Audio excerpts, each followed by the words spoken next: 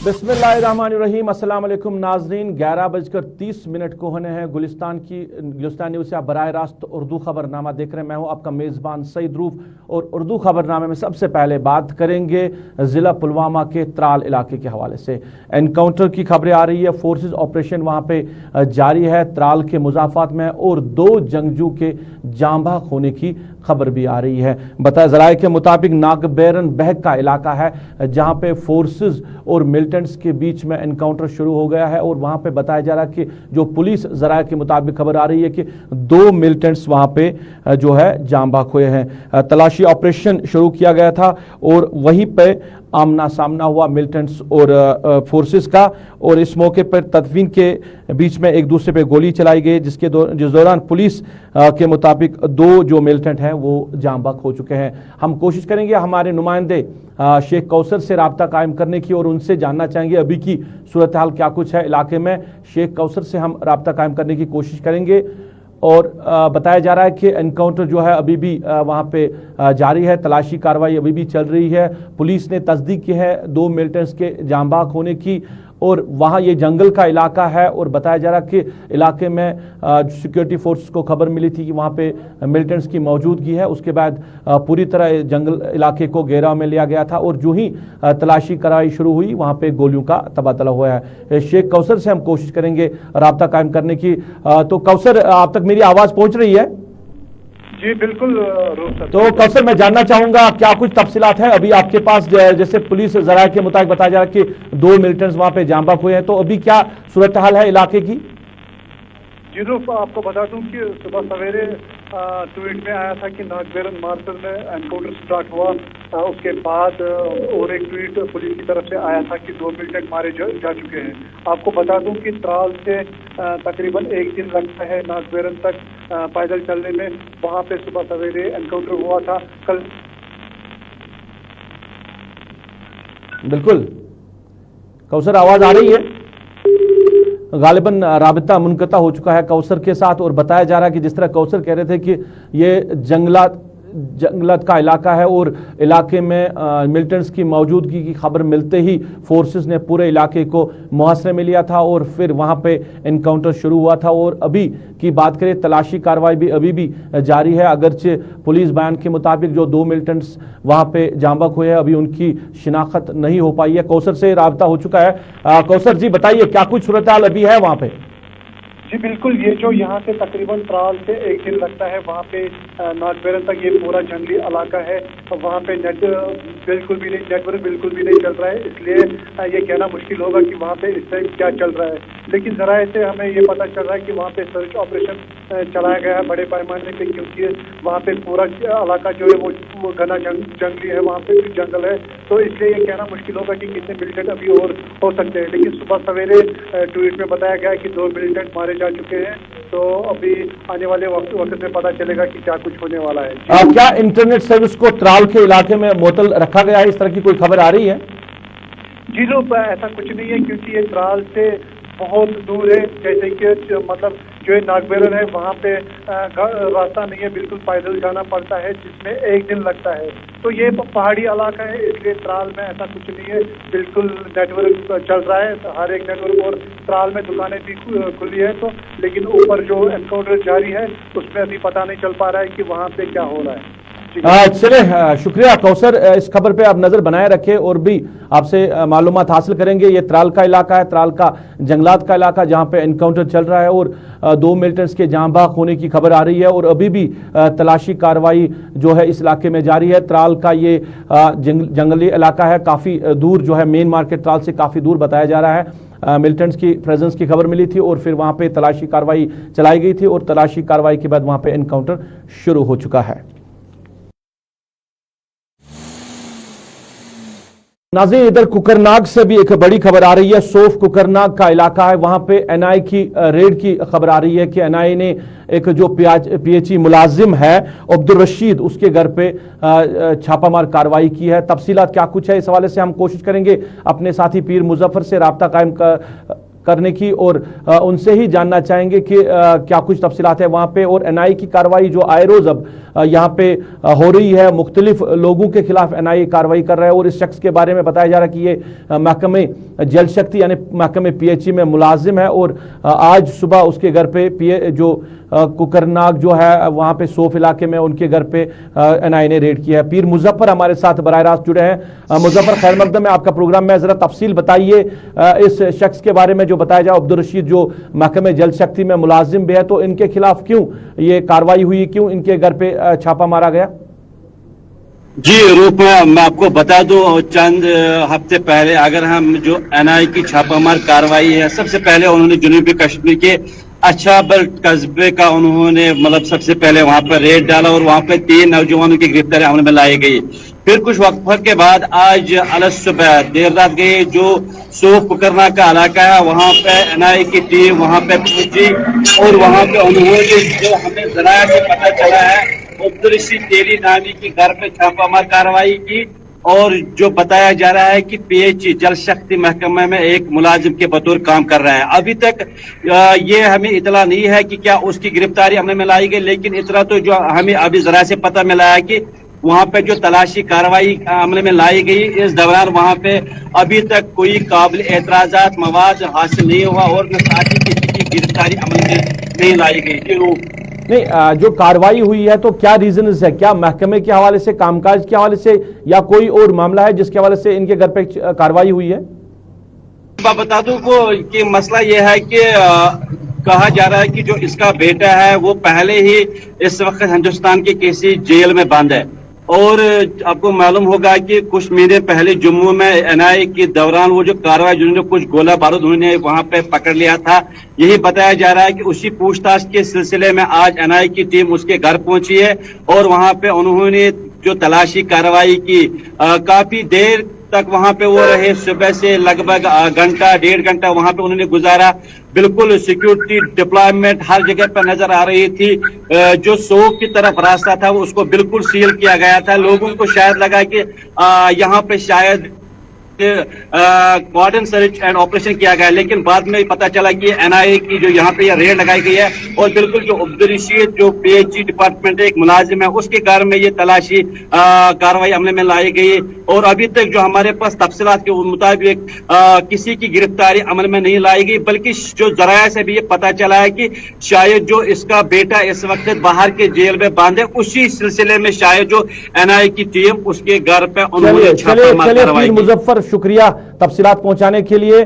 सोफ कुकरनाग का इलाका, वहां पे अब्दुल रशीद तेली नामी जो एक मुलाजिम है जल शक्ति महकमे, उनके घर पे एनआईए ने छापामार कार्रवाई की और बताया जा रहा है कि अब्दुल रशीद तेली का बेटा जो है वो किसी जेल में मुकीद है और इसी हवाले से कार्रवाई हो सकती है। तफसीलात का भी पूरी तरह इंतजार है। हमारे साथी जो आप तक तफसीलात पहुंचा रहे थे इस हवाले से। नाज़रीन, आप उर्दू खबरनामा में देख रहे हैं और उर्दू खबरनामे में आप बात करेंगे एक बड़ी खबर की, महकमा सेहत के हवाले से बात करेंगे, क्योंकि सिक्किम शोरा की हम बात करें तो जम्मू कश्मीर, खासकर वादी कश्मीर की बात करें तो हमारा एक असासा माना जा रहा है सिक्किम शोरा, यहाँ का सबसे बड़ा अस्पताल है।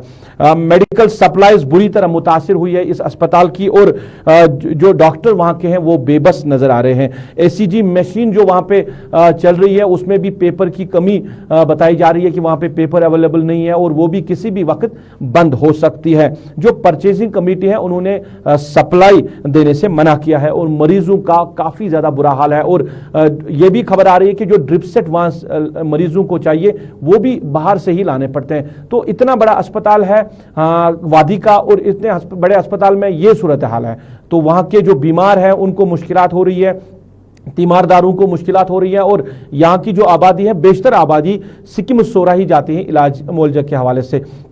तो हम कोशिश करेंगे हमारे ब्यूरो हेड इशफाक गवर से रब्ता कायम करने की और उनसे ही इस खबर पे तफसीलात जानने की कोशिश करेंगे। गवर साहब, शुक्रिया आपका खबरनामे में। मैं जानना चाहूंगा कि जहां कोविड-19 की तीसरी लहर के हवाले से भी बातें चल रही है, तीसरी लहर आ सकती है और अगर हमारे पास कोई बड़ा रिसोर्स है, बड़ा अस्पताल है, वो सिक्किम शोरा है, जहां इस तरह की खबरें आ रही है क्या ईसीजी मशीन के लिए पेपर अवेलेबल नहीं है, बीमारों को बाहर से मेडिसिन अद्वियात लानी पड़ती है, ड्रिप सेट लानी पड़ती है, तो क्या कहना चाहेंगे कहां पे हमारा जो हेल्थ इंफ्रास्ट्रक्चर है? बिल्कुल आपकी बात सही है। एक बड़ा इशू इस वक्त ये बना हुआ है, क्योंकि जहाँ तक Sher Kashmir institute of medical sciences Soura की बात करें तो Sher Kashmir institute of medical sciences Soura का एक मेजर रोल बनता है, इसलिए क्योंकि ये न सिर्फ श्रीनगर को, साउथ कश्मीर को, नॉर्थ कश्मीर बल्कि एंटायर जम्मू कॉन्वेंट के भी कई इलाकों से पेशेंट्स को यहाँ पर लाया जाता है। और माजी में जिस तरीके से इस इंस्टीट्यूशन ने अपना काम किया है, जिस ताबनाक अंदाज में उन्होंने अपना किरदार निभाया, वो किसी से छुपा नहीं है। लेकिन पिछले 2 महीनों से सिचुएशन एंटायरली डिफरेंट है इस पूरे मामले में। जब से मौजूदा डायरेक्टर जो है Shri Kashmir institute of medical sciences Soura के डॉक्टर JM अहंगर, उनका जब टेन्योर कंप्लीट हुआ तो उन्हें एक्सटेंशन दिया गया। उस एक्सटेंशन के साथ साथ जो कुछ कंपल्सरी पावर्स उनके पास थे, यानी जो दवाइयां वो खुद खरीद सकते थे, उनको कैप किया गया। एम्प्लॉयमेंट इश्यूज पर उनको कैप किया गया और उसके लिए एक हाई पावर कमेटी बनाई गई जिसका नाम रखा गया कि परचेज कमेटी है ये। और उसी परचेज कमेटी को यह काम सौंपा गया कि सिक्किम सोरा के अंदर जितनी अद्वियात जरूरत हो वो खरीदेंगी और अस्पताल के अंदर रखेंगी। बावजूद जराया जो हमारे बता रहे हैं, और आज भी मैंने सुबह से ये कंफर्म किया था, जहां तक इस हाई पावर कमेटी की बात करें, जो परचेज कमेटी है, इस परचेज कमेटी ने आज तक भी उतने बड़े पैमाने पर परचेजिंग नहीं की है जितने बड़े पैमाने पर परचेजिंग होनी चाहिए थी। जी, ये है कि ABG टेस्ट, जो ब्लड टेस्ट होता है, बड़ा इंपॉर्टेंट टेस्ट ये है। आज के दिन में ABG टेस्ट वहां पर होता नहीं है, और जो इमरजेंसी में पेशेंट है, जो क्रिटिकल केयर में पेशेंट है, उनका वहाँ हुआ करती थी इंडोर पेशेंट्स की, वो बंद हो गई है। आउटडोर पेशेंट्स की लगभग 70 से 80% कर्टेल कर दिया गया। सबको बाहर से करने की बात है। और इवन की ड्रिप सेट, एक छोटी सी बात है कि ड्रिप सेट लगाना है पेशेंट के लिए, बड़ा इंपॉर्टेंट होता है ड्रिप सेट लगाना, और ड्रिप सेट भी वहां पर अवेलेबल नहीं है। और अगर किसी वार्ड में अभी मौजूद है तो वो कोई पुरानी सप्लाई उनके पास है। पिछले 1.5 महीने कोई नई सप्लाई वहां पर नहीं आई है, जिसकी वजह से बीमार अपने तरीके से परेशान है, तीमारदार अपने तरीके से परेशान है। लेकिन सबसे बड़ी जिम्मेदारी जो थी वो लेफ्टिनेंट गवर्नर एडमिनिस्ट्रेशन की थी, और लेफ्टिनेंट गवर्नर एडमिनिस्ट्रेशन की चूक यहाँ पर साफ नजर आ रही है। इशफाक, यही मैं आपसे जानना चाहूंगा। इशफाक, मेरी आवाज आ रही है? इशफाक, यही मैं जानना चाहूंगा, जो बार बार दावे किए जा रहे हैं एडमिनिस्ट्रेशन की तरफ से, हर चीज की मॉनिटरिंग की जा रही है, और खासकर अगर हम हेल्थ सेक्टर के हवाले से बात करें, सरकार इसकी तरफ ज्यादा तवज्जो दे रही है। इतना बड़ा इदारा है जहां पे ज्यादा लोगों की वाबस्तगी है, और इस इदारे को इस तरह नजरअंदाज करना, क्या आप मानते हैं कि आने वाले दिन में यहां के लोगों के लिए ज्यादा मुश्किलात खड़ी कर सकता है? सईद रूफ, मुश्किलें खड़ी हो गई है जब आपके लिए ABG और दीगर टेस्ट जो करते हैं, जिनका आप एडमिट करते हैं, रूटीन एग्जामिनेशन नहीं होंगे तो परेशानी यहां से शुरू होगी। आज जब मैं आपके साथ बात करूं, आज शाम तक जो हमारी ECG मशीन है और दीगर मशीनें इस तरीके की है, आज शाम तक हमारे पास सिर्फ वहां पर पेपर है जिस पर वो प्रिंट आउट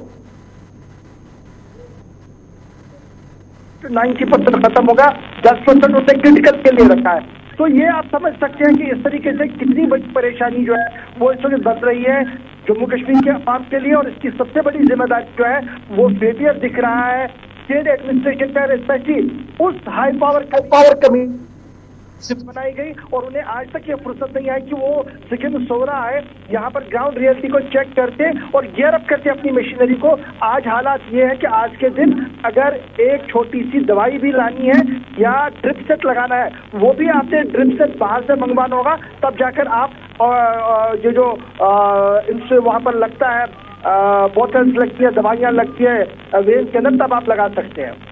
चलिए इशफाक, बात करने के लिए बहुत बहुत शुक्रिया। हमारे ब्यूरो हेड इशफाक गवर बात कर रहे थे, और बात हो रही थी सिक्किम सोरा के हवाले से, जहां पे आपको ड्रिप सेट बाहर से मंगवाना पड़ेगा अपने बीमारों के लिए। आप अस्पताल की हालत देख लीजिए, और जो वहां पे कमेटी बनाई गई थी, परचेजिंग कमेटी, उन्होंने क्यों मना कर दिया है मेडिसिन परचेज करने के लिए, एक बड़ा सवाल है। और खासकर सरकार के एडमिनिस्ट्रेशन के दावे जो बार बार कह रही है कि हर एक चीज को मॉनिटर किया जा रहा है, हर एक चीज पे सरकार की नजर है, और हर एक चीज को बेहतर तरीके से चलाने के लिए भी सरकार बार बार कोशिश कोशिश कर रही है और बड़े दावे हो रहे हैं। ये हेल्थ का महकमा है जहां पे लोगों की वाबस्तगी है, क्योंकि जिंदगियों के साथ जुड़ा हुआ मामला है। अगर हम हेल्थ सेक्टर की बात करें और कश्मीर वादी की बात करें तो सबसे बड़ा अस्पताल है जहां पे लोग चाहते हैं कि वो इलाज करने के लिए सिक्किम सोरा चले जाए। वहां इस अस्पताल की ये हालत है तो बाकी अस्पतालों का क्या हाल होगा। तो जिम्मेदारी यहां पे जिनको लेनी है वो जिम्मेदारी से काफी दूर है, जिसकी वजह से लोगों को, बीमारों को मुश्किलात हो रही है सिक्किम सोरा अस्पताल में। नाज़रीन, आप खबरनामा देख रहे हैं और खबरनामा में आप बात करेंगे हम मवेशियों के हवाले से, क्योंकि मवेशियों की बात करें तो फुट एंड माउथ डिजीज, जिसको कश्मीरी में अस्न्यूर कहा जाता है, यह बीमारी आज यहाँ पे मवेशियों में ज्यादा पाई जा रही है और काफी मवेशी इस बीमारी में मुब्तला हो चुके हैं और काफी ज्यादा मवेशियों की जो है जान भी इस हवाले से, इस बीमारी की वजह से चली गई है। और इस हवाले से जो महकमा एनिमल हस्बेंड्री है वो क्या कुछ कार्रवाई कर रहे हैं, वो क्या कुछ इन मवेशियों की जान बचाने के लिए क्या कुछ इकदाम उठा रहे हैं, इस पर हम जरूर बात करेंगे और कोशिश करेंगे हम डॉक्टर लतीफ से राब्ता कायम करने की, जो इंचार्ज है एनिमल हस्बेंड्री बडगाम के, उनसे ही हम जानना चाहेंगे। डॉक्टर साहब, खैर मकदम है आपका प्रोग्राम में, आप तक मेरी आवाज आ रही है? जी जी बिल्कुल। ये जो फुट एंड माउथ डिजीज है काफी वक्त से यहाँ पे है, अगर हम बात करें तो क्या कुछ इकदाम इस हवाले से उठाए जा रहे हैं मवेशियों की जान बचाने के हवाले से? बिल्कुल जी, हमारा स्टाफ हर एक जगह पे अवेलेबल है। जहाँ पे भी ये आउटब्रेक इस टाइम हमारा चल रहा है, ये लास्ट 1-1.5 महीने से चल रहा है, और जहाँ पे भी एनिमल्स में हम डिटेक्ट कर रहे हैं वहां पे बिल्कुल हम उस एरिया को कंटेन करने की कोशिश कर रहे हैं। हमारा टीम वहां पे बिल्कुल लगा हुआ है, वैक्सीन वगैरह, दवाइयां वगैरह जो भी हैं, जो मेडिसिन इसके लिए स्पेसिफिकली हमारे डिपार्टमेंट से आया हुआ है, सारा कुछ हमारा, इसमें हमारी कोई शॉर्टेज नहीं है। बिल्कुल भी हर एक जगह पे हम इस टाइम कंट्रोल कर रहे हैं, बट इसका स्प्रेड ही ऐसा है थोड़ा बहुत, ये वायरल डिजीज है। थोड़ा हमारी गुजारिश रहेगी आवाम से भी कि थोड़ा जो इन दिनों में, जिन दिनों से ये मतलब ये इन दिनों में जो एफएमडी चल रहा है, इस दौरान प्लीज वो एक काम करें, अपना जो लाइव स्टॉक है, एनिमल्स हैं, वो इनको घरों के अंदर ही थोड़ा रेस्ट्रेन करें। फीडिंग वगैरह अगर घरों के अंदर डॉक्टर साहब मैं एक चीज जानना चाहूंगा, एक तो ये रीजंस क्या है क्यों ये बीमारी इन मवेशियों में आ रही है, एक तो ये, दूसरा कि सिम्टम्स क्या कुछ इन जानवरों में फिर पाए जाएंगे? अगर किसी जानवर में ये बीमारी, किसी मवेशी में बीमारी आ जाए तो क्या कुछ सिम्टम्स उसमें आते हैं? रीजंस इसके ये है कि एक वायरल डिजीज है, इसमें 4-5 टाइप्स के वो सेरोटाइप्स होते हैं, जो आज आप देख रहे हैं थोड़ा ग्लोबल वार्मिंग की वजह से आपने भी डिटेक्ट किया है कि टेम्परेचर में काफी ज्यादा, ह्यूमिडिटी भी काफी ज्यादा बढ़ गई है। तो ये जो कंडीशंस होते हैं इस वायरस के लिए बहुत ही फिजिबल रहते हैं कि ये इससे थोड़ा फ्लेयर अप हो जाता है। तो उस वजह से ये इस साल में ये बीमारी ज्यादा हमने डिटेक्ट की फील्ड में। तो अब इसमें सिम्टम्स ये आते हैं कि अगर एनिमल में ये वायरस चला गया तो पहले 1-2 दिन इसका हाई ग्रेड फीवर रहता है, काफी बुखार आ जाता है। बुखार के बाद इसको काफी वो छालियां पड़ जाती हैं, विजिकल्स उनको कहते हैं हम, जंस आ जाते हैं माउथ पे, फीट पे आ जाते हैं। कभी कभार जो इनका वो अडर होता है, वो हम कहेंगे जो थन वगैरह होता है, उसमें भी वो छालियां पड़ जाती हैं। तो लेकिन एक बात है, ये इससे ज्यादा तो जानवर, जो बड़े जानवर होते हैं, उनमें मरने का खतरा काफी कम रहता है। 1 या 2% के आसपास अगर किसी जानवर को ऑलरेडी कोई इतनी अंदर कोई प्रॉब्लम होगी, कोई ओवर प्रॉब्लम, तो इससे उसकी मौत हो सकती है। अदरवाइज ये 1 या 2 हफ्ते में कंप्लीटली थोड़ा बहुत ट्रीटमेंट भी देना पड़ता है तो कंप्लीट ये रिकवर हो जाएगा। थोड़ा सा ध्यान रखना है कि जो छोटे जानवर हैं, 2-3 महीने के जो बच्चे हैं, उनका थोड़ा ज्यादा ख्याल करना है, क्योंकि उनमें थोड़ा सीवियरिटी ऑफ डिजीज ज्यादा रहती है। नहीं, वायरल डिजीज है तो क्या बड़े जानवरों को भी ये अपनी लपेट में ले रहा है, या खासकर ज्यादा छोटे जानवरों पे जो बच्चे हैं उन्हीं पे असर कर रहा है? नहीं, बिल्कुल वायरल डिजीज है, ये हर एक बड़े और छोटे में भी आ सकती है, बट सीवियरिटी ऑफ डिजीज जो ज्यादा, जो खतरा मरने का रहता है, वो छोटे जानवर में रहता है। बड़ों में उतना ज्यादा खतरा नहीं रहता है। बड़ों में बस सिम्टम्स 5, 8, 10 दिन तक रहेंगे और 10 दिन के बाद ही बीमारी फिर से वापस इनमें वो रिकवरी होना स्टार्ट हो जाता है। क्या महकमे ने इस हवाले से टीमें मुकर्रर की है जो मुख्तलिफ दूर दराज इलाकों में जाते हैं, गाँव में जाते हैं, जहाँ पे लोगों को अवेयरनेस दी जा रही है इस हवाले से, या उन मवेशियों का इलाज भी किया जा रहा है? क्योंकि इस हवाले से कहीं ना कहीं लोग शिकायतें भी कर रहे हैं।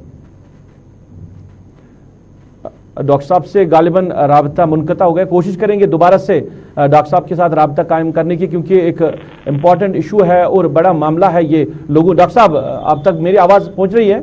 जी जी बिल्कुल। तो क्या महकमा ने कोई टीमें मुकर्रर की है इस हवाले से? क्योंकि दूर दराज इलाकों की अगर हम बात करें, वहां पे लोगों को ज्यादा अवेयरनेस नहीं है इस हवाले से कि कैसे उनके माल मवेशियों को बचाया जाए इस बीमारी से। तो क्या कोई टीमें मुकर्रर हुई है? बिल्कुल बिल्कुल, इस हवाले से हमने रैपिड रेस्पॉन्स टीम्स ऑलरेडी, जो हमारी डिपार्टमेंट का स्टाफ है, लोअर स्टाफ, हमने हर एक टीम में एक डॉक्टर को, एक सुपरवाइजर रखा हुआ है। हम डेली बेसिस पे शाम के 4 बजे से पहले हर जगह से रिपोर्ट्स कलेक्ट करते हैं, किस एरिया में क्या प्रॉब्लम है और किस एरिया में हमें कल के लिए क्या प्लान बनाना है। और बिल्कुल भी हमने इसके लिए एक प्रोग्राम सेटअप किया है और हर एक जगह पे दूर दराज इलाके में हम वीकली बेसिस पे, डेली बेसिस पे अवेयरनेस कैंप चल रहे हैं। फार्मर्स को ये एजुकेट किया जा रहा है वो इस बीमारी में हमें कैसे मदद करेगी, इस बीमारी का स्प्रेड हम कम करें। तो वैक्सीनेशन के हवाले से अगर बात करें तो क्या इस बीमारी के हवाले से कोई वैक्सीन आया है, मंजराम पे आया है जो इन मवेशियों को दिया जा रहा है?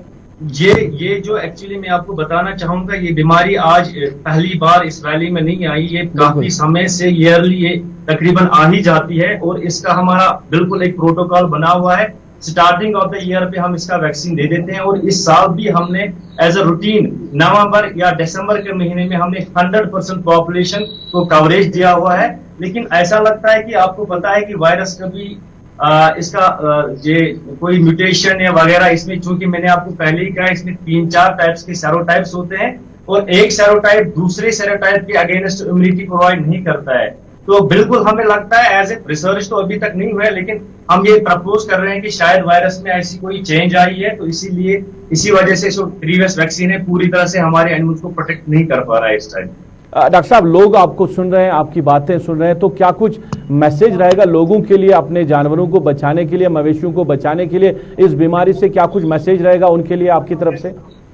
बिल्कुल, आज बिल्कुल मैं आपकी इस न्यूज चैनल के वसादत से एक मैसेज पहुंचाना चाहता हूं कि जो ये बीमारी है पर्टिकुलरली की, जो हमारे फार्मर्स हैं, इनके अंदर वो जिनके पास ये जानवर हैं, वो प्लीज एक काम करें, वो अपने आप का भी मूवमेंट थोड़ा रेस्ट्रेन करें, क्योंकि ये वायरस जो है ये उनके थ्रू भी दूसरे एनिमल तक चला जा सकता है। ये कपड़ों पे भी लगता है, ये हाथों पे भी लगता है, ये पैरों पे भी लगता है। बिल्कुल जिस तरह से हम जो रिसेंटली कोरोना वायरस का आउटब्रेक चल रहा था, उसमें हम प्रोटेक्शंस, हाथ वो साफ करते थे, सैनिटाइजर वगैरह, सोशल डिस्टेंसिंग वगैरह, और बिल्कुल भी उनको चाहिए कि एनिमल्स को अपने घरों के अंदर ही महदूद रखें और जिन एरियाज में एफएमडी ऑलरेडी चल रहा है उन एरियाज की तरफ अगर वो कम खुद का भी मूवमेंट थोड़ा रेस्ट्रेन करेंगे तो इससे काफी हद तक हमारे आउटब्रेक कंट्रोल में रह सकता है। डॉक्टर साहब, आखिर में मेरे जहन में एक सवाल आ रहा है कि जो फीडिंग मवेशी होगा, जैसे गाय की हम बात करें, एक तो जो उसका काब होगा, बच्चा होगा, क्या उसको वो दूध दे, और बाकी जो लोग दूध इस्तेमाल करें, क्या उस दूध से कोई खतरा तो नहीं है? फिर नहीं, अगर उसकी जो ये काफ है, अगर इसकी मदर इस टाइम एफएमडी की आउटब्रेक से अफेक्टेड है तो वो बेटर है ये कि उनका दूध, माँ का दूध उसको नहीं लगेगा, क्योंकि ये वायरस जो है माँ के दूध से भी स्प्रेड आ सकता है, हो सकता है इन्फेक्शन काफ को। तो बेहतर है कि 10-12 दिन इस काफ के लिए अगर किसी हेल्दी एनिमल का दूध अरेंज करेंगे तो वो बेहतर है। तो जो लोग दूध इस्तेमाल करते हैं इस गाय का, वो अगर वो, क्यों ये जो एफएमडी वायरस है ये काफी ज्यादा फ्रेजाइल है, ये हीट में बिल्कुल 50-60 डिग्री सेंटीग्रेड पे डिस्ट्रॉय होता है, तो अगर वो प्रॉपरली इसको बॉयल करें तो ये आराम से इस्तेमाल कर सकते हैं, इससे for human consumption, but after proper boiling. चलिए डॉक्टर साहब, बहुत बात करने के लिए बहुत बहुत शुक्रिया। डॉक्टर लतीफ बात कर रहे थे और बात हो रही थी जो फुट एंड माउथ बीमारी के हवाले से, जिस तरह डॉक्टर साहब का ये कहना है कि अगर किसी मदर को अभी ये बीमारी है, मतलब गाय को बीमारी हो सकती है, जो फीडिंग मवेशी होगा, तो उसके बच्चे को ना दे 10-12 दिन तक, और लोग जो फिर वो दूध इस्तेमाल करें तो उसको प्रॉपरली बॉयल करें, क्योंकि 60-65 डिग्री तक ये जो वायरस है ये खत्म हो जाता है, मगर एहतियात करना बड़ा ज़रूरी है। और ये जो बीमारी है अभी काफ़ी ज़्यादा बढ़ रही है, स्प्रेड हो रही है, मुख्तलिफ इलाकों से लोग इस हवाले से शिकायतें करते आ रहे हैं। नाज़रीन, आप उर्दू खबरनामा देख रहे हैं। उर्दू खबरनामा में बात करेंगे, जम्मू कश्मीर हुकूमत ने तारीखी जो मुबारक मंडी कम्प्लेक्स के एक हिस्से को पब्लिक प्राइवेट पार्टनरशिप यानी पीके मॉडल के तहत हेरिटेज होटल में तब्दील करने की मशक शुरू कर दी है। और ये फैसला अब जो सरकार ने लिया है, इस हवाले से जिस हिस्से को होटल में तब्दील करने का काम शुरू किया गया है उस पर कहीं ना कहीं जो अवामी हल्के हैं उनमें नाराजगी पाई जा रही है। लोग सरकार के इस फैसले को सही नहीं मान रहे हैं और नाराजगी है लोगों में कि ये जो कॉम्प्लेक्स है, तारीखी मुबारक मंडी कॉम्प्लेक्स है, इसके एक हिस्से को होटल में तब्दील नहीं करना चाहिए। इस वजह से लोग क्या कह रहे हैं, हम लोगों की बात आप तक पहुंचा रहे हैं। गवर्नमेंट यहाँ पे खुद कंफ्यूज है, इनको पता ही नहीं कि क्या करना है क्या नहीं करना। हमें कुछ भी पता नहीं चलता। हमें एक निजी पेपर के माध्यम से पता चला है कि यहाँ पे एक होटल बनने जा रहा है। हम यहाँ रहते हैं, हमें आगे ही बहुत प्रॉब्लम है। हमारा रास्ता बंद कर दिया इन्होंने, बिना पूछे हम लोगों से इन्होंने हमारा गेट बंद किए हैं। अब ये एक लास्ट रास्ता बचा हुआ, मुझे लगता है ये भी बंद कर देंगे और बहुत परेशानी है। कोई बीमार हो कुछ हो कैसे लेके जाएंगे, इनको समझ नहीं आ रही कुछ भी। अब इसको होटल बनाने जा रहे हैं, पहले हेरिटेज के बना रहे थे, सालों से काम लगा हुआ है और यहाँ पे पूछने मांगने वाला कोई है नहीं है। कबलोर जी क्या कहेंगे जिस तरह से ये जो सुनने में आ रहा है कि ये अब हेरिटेज नहीं अब होटल जब बनने जा रहा है, तो आपकी क्या प्रतिक्रिया है? ये हमारी डोगरा विरासत को ख़त्म कर रहे हैं और कमर्शलाइज कर रहे हैं। हम नहीं चाहते ये काम करना, क्योंकि हमारे रास्ते वगैरह सब इन्होंने वैसे बंद कर दिए। जब होटल बन जाएगा वो अपने कमाई देखेंगे, हम लोगों को नहीं देखेंगे, तो उस वजह से हमें प्रॉब्लम हो जाएगी। होटल नहीं बनना चाहिए। हम लोग सब मोहल्ले वाले, खासकर पक्की टक्की हेरिटेज मोहल्ला जो है ये राजा ने खुद बसाया हुआ है, ये मोहल्ले वाले इस चीज़ के खिलाफ हैं।